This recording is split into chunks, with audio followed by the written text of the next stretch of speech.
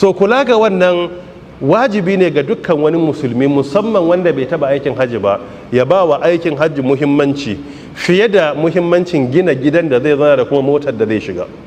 Me dalili? don Allah ta'ala ya wajabta masa kuma ya kira istita'a. Kudin da zai sayi mota a mafiya yawan lokaci a birane kudin ya kai aji aikin hajji. Kudin da zai sayi fili a mafiya yawan birane da kuma jihohi, musamman a cikin garin jiha, ya kai aji aikin hajji. Amma bisa ga ɗabi'a ta mutane, mutum zai sayi fili yana ginawa, iya da motar shiga, amma ba zai biya hajji ba. A hajjin sai ce zai je roƙa sai an bashi. Ba haka addini ya karantar ba.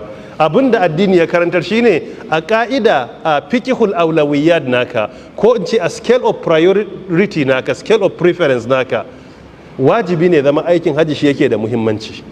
Abin da zai iya wucewa gaba ga aikin hajji shine rashin lafiya da zai affecting